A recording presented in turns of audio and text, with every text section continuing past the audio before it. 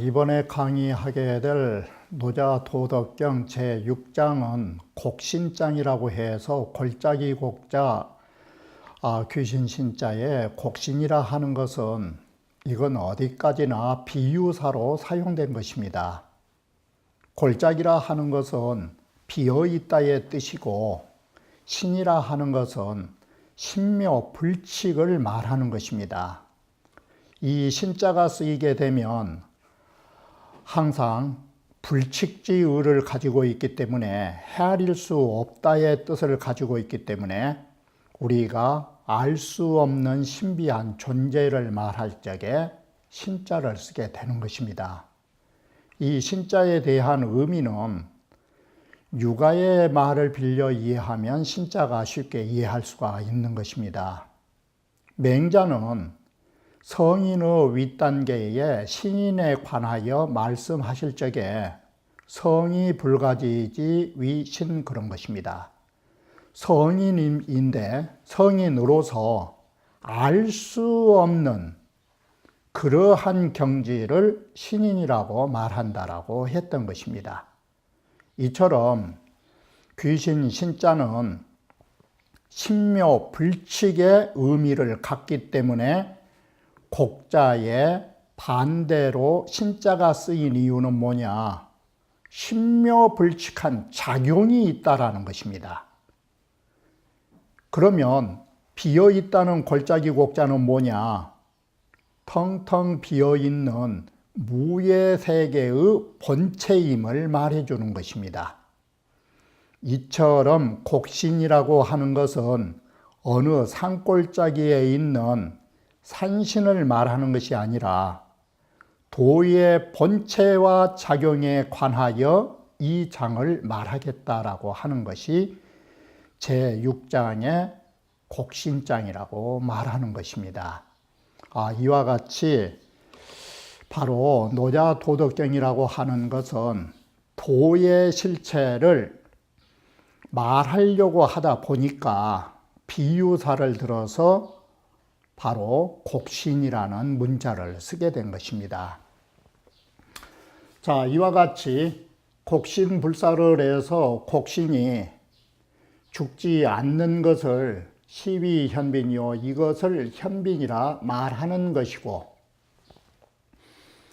현빈지 문을 시위천지근이라 현빈의 바로 조화의 문을 우리는 현빈의 문을 뭐라고 말하는가? 시위천지근이니라 이를 천지를 창조해 주는 뿌리라고 말하느니라 해서 문이 곧 뿌리임을 말하게 되는 것입니다. 면면약존하야 용지 불근이니라 끊임없이 이어지면서 있는 것처럼 있다라고 확정짓지 못하는 것입니다. 도의 본체는 보이지 않기 때문에 이와 같이 있는 것처럼 보인다라고 같을 약자를 사용하게 되는 것입니다. 이와 같이 본체로 보면 끊임없이 있는 듯 같이 보이면서 그 작용은 부지런할 근자가 아니라 여기서는 다할 근자의 뜻으로 그 작용은 무진하다의 뜻으로 다함이 없느니라라고 해석하는 것입니다. 여기에서 다시 보시면 방금 말씀드렸던 것처럼 곡신이라고 하는 것은 어떤 의미를 가지게 되냐면 골짜기라고 하는 개념은 그 가운데가 비어 있는 것입니다. 바로 중허가 곡이 되는 것입니다. 자, 그러면 우리는 여기에서 하나 눈여겨봐야 할 것이 중허라고 하는 것은 바로 이 중자는 마음을 뜻하기 때문에 마음이 비어지면 골짜기가 되는 것입니다. 쉽게 말씀드리면 바로 허심을 하시면 골짜기에 허자의 개념이 나오는 것입니다. 이와 같이 중허할 곡인데 마음을 비워놓으시면 거기가 어떤 경지가 나오게 되는가? 바로 비어있는 자리는 현묘하다라고 합니다. 바로 비어있어서 텅텅 비어있는 게 아니고 거기는 현묘한 자리이자 본체 자리가 되는 것입니다. 불치괄신이라 해서 우리는 도대체 그 조화가 어떤 속인지 알 길이 없는 것이 신자를 쓰는 것입니다. 이렇게 해서 알 수 없는 조화, 사람으로서 가늠할 수 없는 조화, 이것이 작용인데 그 작용은 모든 것을 발생하여 주는 어머니의 역할과 같은 것입니다. 이렇게 해서 암컷 빈자를 쓰고 있지만 실제로는 여기에 무슨 글자가 해당되느냐면 계집여자나 어머니 모자에 해당되는 것입니다. 모든 만물을 낳아주는 어머니의 작용을 가지고 있는 것이고 이 작용은 다음에 무슨 글자로 이어지느냐면 문문자라든지 또는 뿌리 근자의 글자로 연결되는 것입니다. 이 문이라든지 뿌리라든지 이러한 글자들의 공통점이 무엇인가 하면 바로 여성적 의미를 갖는다라고 하는 것입니다. 바로 이 문은 어떤 문이냐? 모든 만물이 태어나는 문, 발생하는 문에 해당되는 것입니다. 바로 그 작용이 암컷 빈자에가 있는 것입니다. 바로 이 여성의 문이 열렸을 때 하나의 생명이 태어나게 되는 것입니다. 그리고 그것은 모든 천지가 창조되는 것입니다. 이와 같이 곡신 두 글자에다가 현빈이라는 뜻을 붙여보면 본체와 작용으로서 곡신과 현빈은 뭘 말하는가? 도의 본체와 작용임을 말해주는 것입니다. 이렇게 해서 보시면 곡신은 비유법이고 현빈은 직접적인 의미를 말하는 것인데 이 현빈이라고 하는 두 글자 이것은 즉지 조화 생용 만물지 근본이니 천지 조화나 만물을 생육하는 모든 근본을 지칭한 말이 현빈이라고 말한 것입니다. 그러므로 현빈이라는 것은 뭔 의미로 쓰이는가? 도의 별칭으로 사용된다라고 하는 것입니다. 그래서 현빈이라고 썼지만 실제로는 도라고 말해야 된다라고 하는 것입니다. 그러면 불사라는 것이 뭐냐? 불사라는 것은 죽지 않는다라는 것은 가장 쉽게 보시면 영생불사가 되는 것입니다. 영원히 살아서 죽지 않은 것입니다. 여기에 고금에 뻗질러서 고금에 줄기차게 영원히 존재하는 것 이 말이 되는 것입니다. 그러면 여기에서는 두 가지의 의미가 불사에 담겨져 있는 것입니다. 그중 하나가 뭐냐면 불사라고 하는 것은 죽지 않으면 불사적 불생인 것입니다. 첫 번째가 죽지 않으면 태어나지도 않는 것입니다. 그리고 불생적 불사라 태어나지 않으면 죽음도 없는 것입니다. 바로 도라고 하는 것은 첫 번째 의의가 뭐냐? 죽은 것이 없다면 산 것도 없기 때문에 도는 첫 번째가 불생불사가 되는 것입니다. 도라고 하는 것은 바로 태어난 시간도 없고 죽는 시간도 없는 것입니다. 이게 불사의 첫 번째 개념인 것입니다. 도가 죽는 날이 있고 태어난 날이 있다면 생사가 있으면 거기에는 뭐가 붙느냐? 시와 종이 붙은 것입니다. 생사가 있으면. 그렇기 때문에 도라고 하는 것은 불생, 불사임과 동시에 불생, 불사라는 말은 무슨 말이 되느냐? 무시무종이라. 처음도 없고 끝도 없는 거라고. 이것이 도의 영원한 존재를 말해주는 것입니다. 이것이 불사의 첫 번째 개념인 것입니다.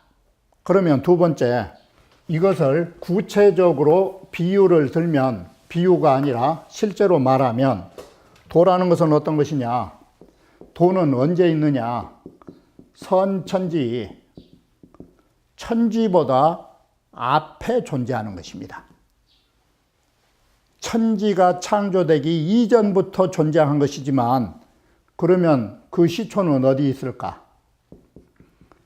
선천지 무기시하고 천지보다 먼저 존재하지만 그 처음 머리를 찾아본 사람은 이 세상에 없는 것입니다. 그리고 이 도는 언제 사라질까? 후천지, 아마 천지 이후에까지도 있겠지만 무기종이라. 아마 천지 창조 이후에까지, 천지가 사라진 소멸한 이후에까지 있어도 도라고 하는 것은 그 끝을 볼 수 없다라는 것입니다. 바로 이것이 불사 두 글자인 것입니다. 만약에 죽은 것이 있고 태어난 것이 있다면 그것은 천지 이후에 존재하는 물건이 되는 것입니다. 이와 같이 곡신불사, 도의 본체와 작용이라고 하는 거, 생사와 시종이 없다라는 거, 바로 영원한 존재 속에서라는 말이 되는 것입니다. 그러면 이 글을 바꾸면 어떤 의미로 바뀌어지느냐? 방금 말씀드린 것처럼, 자, 곡신은 도의 본체와 작용이라고 한다면 이게 도가 되는 것입니다. 그러면 죽지 않는 것을 다른 글자로 이영생을 바꾸면 뭔 글자가 나오느냐? 바로 이것이 도덕경 제1장에서 말했던 도가 되면 비상도라고 할 때 바로 상도가 나온 것입니다. 상자는 영원불변의 진리를 말하는 것입니다. 결국 곡신불사는 무슨 글자를 대변하고 있는가? 상도, 영원불변의 대도를 비유사로 말했을 뿐인 것입니다.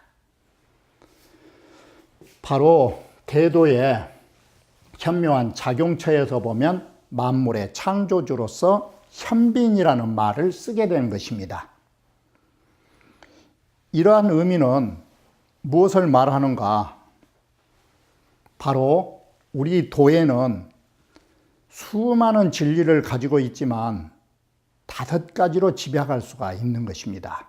그 중에 하나가 도라고 하는 것은 어떤 것을 가지고 있느냐? 능생만물, 능히 모든 만물을 낳아줄 수 있는 창조력을 갖고 있는 것입니다. 그게 도의 한 부분인 것입니다. 자, 이렇게 해서 곡신불사가 현빈이라고 하는 능생만물 쪽에서 이것은 글을 해석한 것입니다. 능히 모든 만물을 창조해주는 창조주가 되는 거라고. 자, 그래서 결국은 현빈은 이 길도자 하나 비유한 것입니다. 현빈지문이라는 것은 중묘지문이라 수많은 진리가 진리에 의해서 만물이 태어나게 되는 그 문이 되는 것입니다. 그래서 중묘지문은 천지가 창조되는 뿌리가 되는 것입니다. 그래서 이것은 만유의 생생지 근원이라 삼나 만상이 다시 태어나고 또 태어날 수 있는 그 근원의 문이 되는 것입니다. 그것이 결국 만유의 생생은 만유가 다시 태어나고 다시 태어날 수 있었던 것은 뭐가 있어서 태어나느냐? 태어나면 죽어야 되고 죽으면 태어나기 때문에 바로 그것은 생사의 뿌리가 되는 것입니다. 만물이 태어날 자리에 앞서 존재하는 물건이 비껴주지 않는다면 태어날 자리가 없는 것입니다. 바로 만유 생생 속에는 글자를 뒤에 붙이면 한자씩 붙이면 뭔 뜻이 되느냐? 만유는 생사의 근본이 된다는 뜻이 되는 것입니다. 바로 우리는 죽고 살고 다시 죽고 살면서 생생이 순환하는 것입니다. 만약 어느 한 존재가 계속 있어버린다면 그건 정체가 되는 것입니다. 우리 현실 사회로 쉽게 말씀드리면 노인이 많은 사회, 이것은 정체된 사회가 되는 것입니다. 바로 떠나가고 다시 오고, 바로 생생, 이 두 글자 속에는 순환이 되었을 때 생생이 되는 것입니다. 그래서 이것이 생사근이라고 말하는 것입니다. 면면약존이라고 하는 것은 뭔 뜻이냐면, 이 도체라 하는 것은 지극히 보이지 않는 세계이기 때문에 지유짐이라고 말합니다. 지극히 그윽하고 지극히 미세해서 면면이 부절이라 끊임없이 이어온다라고 하는 것이 바로 영혼이 존재해서 도는 종식됨이 없다라고 하니까, 이 면면이라는 뜻이 다른 말로 말하면 무슨 말이 되는가 하면 이것은 유구의 뜻이 되는 것입니다. 바로 유구와 유언이라는 문자, 이것이 면면부절을 뜻하는 글인 것입니다. 바로 이와 같이 유구함으로 해서 모든 만물을 낳아주고 성숙시킬 수 있는 것입니다. 용지불근이라는 것은 뭐냐? 도체는 지극히 허해서 도체는 지허하여 무심히 응용거라. 무심으로 응용하기 때문에 불근, 무궁하게, 무진무궁하게 그 작용은 끝이 없다라고 하는 것입니다. 만약에 여기에서 유심이라면, 만약에 유심으로서 작용한다면 그게 오래 갈 수 있을까? 그 작용이. 그래서 용지불근이라는 그 이면 속에 무엇을 넣어놨냐면 바로 이 본체의 허자의 개념이 있기 때문에 이 무심으로서 가능하다라고 하는 것입니다. 그래서 이 허자가 무심으로 하기 때문에 작용도 끝이 없다라고 글이 되는 것입니다. 이 제6장도 제5장에서 말씀드렸던 것처럼 수미 상만법으로 보면 바로 제6장의 첫 부분과 말미를 종합해 보면 어떤 뜻이 나오는가? 곡신불사라고 하는 이 네 글자가 끝으로 오면 면면약존이 뭔 뜻이 나오냐면 이게 불사 뜻인 것입니다. 죽지 않는 것입니다. 그리고 그 속에서 작용이 끝없이 나온다가 붉은 두 글자가 되는 것입니다. 이것이 상투적으로 노자의 문장 구조가 되는 것입니다. 그래서 항상 이렇지 않은 경우도 있지만 노자는 도덕경의 보편적인 문장 구조는 앞부분과 말미가 상응하고 있다는 것입니다. 자, 이렇게 보면 곡신불사는 몇몇 약존의 용지불근한 것이 바로 현빈이고, 현빈의 문에서 나온 것들이 다 뭐냐? 결국은 용지불근인 것입니다. 그 작용에 무궁한 것. 이게 천지의 뿌리가 되는 것이고, 여기 부분에서는 도체라고 하는 것이 영원히 존재하면 한다라는 걸 통해서 상장에서 말한 허이불굴, 허해서 텅텅 없이 비어있는 것 같지만 바로 굽힘이 없이 끝이 없고 동할수록 더욱 모든 조화, 유출, 바로 이 뿌리와 문에서 끝없는 생명이 움직이면 움직일수록, 이 말은 여기에 움직일 동자는 여기에서 뭔 글자로 쓰였느냐? 바로 용자 뜻인 것입니다. 쓰면 쓸수록 거기에서 수많은 모든 만물이 창조돼 나온다라는 그런 의미를 해석하고 있는 것입니다. 여기에서 하나 더 눈여겨보셔야 할 것은 노자와 공자는 상반된다라는 것입니다. 노자 도덕경을 처음 강의할 때 말씀드렸던 것처럼 공자는 남성적이라면 노자는 여성적이라는 것입니다. 노자는 주역을 앞서 말씀드린 것처럼 노자가 주역을 체득한 것은 귀장력인 것입니다. 바로 이 권계를 중심으로 한다라는 것은 음을 중심으로 하는 것이고 여성을 중심으로 구성된 주역을 체득한 것입니다. 그러나 공자는 다른 것입니다. 주역이라고 하는 건계를 중심으로 공자는 시빅을 펼친 것입니다. 그래서 남성적인 것입니다. 이게 차이점인데, 노자는 이와 같이 귀장력을 체득했기 때문에 여성을 주로 하는 것입니다. 바꿔 말하면 여성을 주로 한다는 말은 뭔 말과 같으냐? 모계사회와 같은 것입니다. 공자가 생각하는 주역, 이건 부계사회와 같은 것입니다. 그래서 노자에서는 이 여신이라고 하는 개념이 나온 것입니다. 바로 여신이라는 것은 이 모체를 주로 하는 것입니다. 이 육아와는 정상반된 논조를 가지고 있는 것입니다.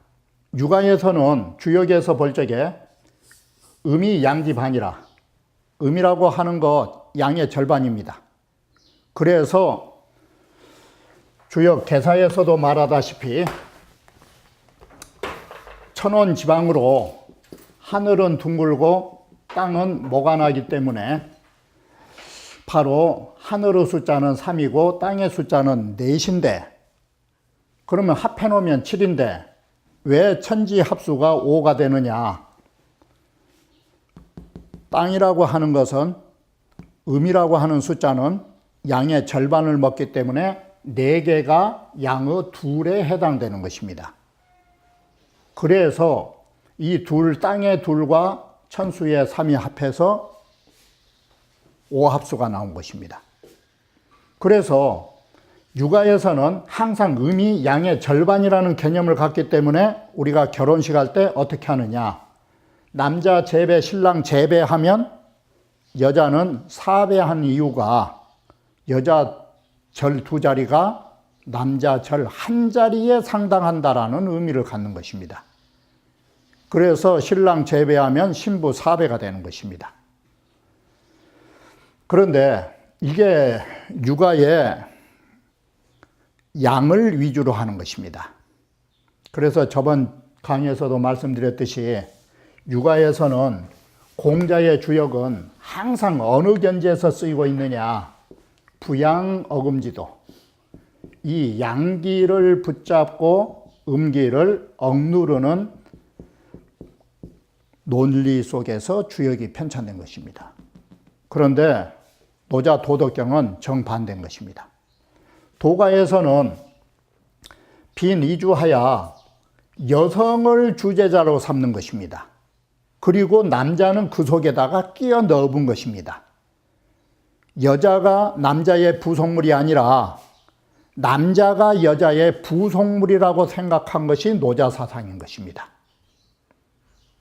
이것이 도가와 육아의 전혀 다른 시각인 것입니다. 바로 이것이 무엇과 같으냐? 오늘날 시점으로 말하면 목화 이주의 남성 이주의 동남쪽의 운이 발달한 게 아니라 바로 여성들의 서북 쪽에 바로 음이 발달한다라고 말한 것입니다. 이것이 바로 노자의 사상이라고 하는 거 음으로 주재했다라고 하는 속에는 아무것도 아닌 것 같지만 남자가 종속되어 있는 것입니다. 오히려 이것은 그때 당시의 사상으로는 이건 상당히 파격적인 논리 구조인 것입니다.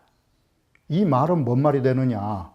남성 위주 사회가 아니라 여성 위주 사회가 되어야 된다라는 그 시각이 없지 않아 있는 것입니다. 그래서 노자는 전반적인 도덕경이 남자를 어떻게 만드느냐? 여성화시키는 것입니다. 유약하고 겸손하고 낮추고 바로 남성의 진취적인 것보다는 여성적 행동 양상이 도에 접근한다고 생각한 것입니다. 이것이 노자 도덕경에 나타난 정말 놀랄만 하고 예전에 그 시대에 이런 생각을 할 수 있었다라는 거, 이것은 엄청난 사상의 혁명에 가까운 사상인 것입니다.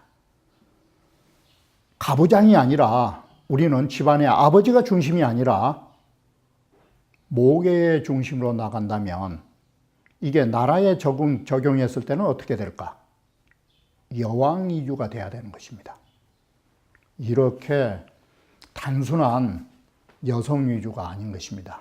이게 사회주의로 발전해 사회에 응용하게 되면 이러한 사상이 노자에 실려 있는 것입니다. 다시 말씀드리지만 노자 도덕경 상하경 전체가 여성 위주의 그린 것입니다. 남성다운 것은 화의 뿌리라고 생각한 것입니다. 이것이 그 예전에 노자의 참 생각지 못할, 그 당시에는 생각지도 못할 이런 사상들이 노자 도덕경에 펼쳐져 있다라고 보셔야 할 것입니다. 그러면 다음 강의에 이어 말씀드리기로 하겠습니다.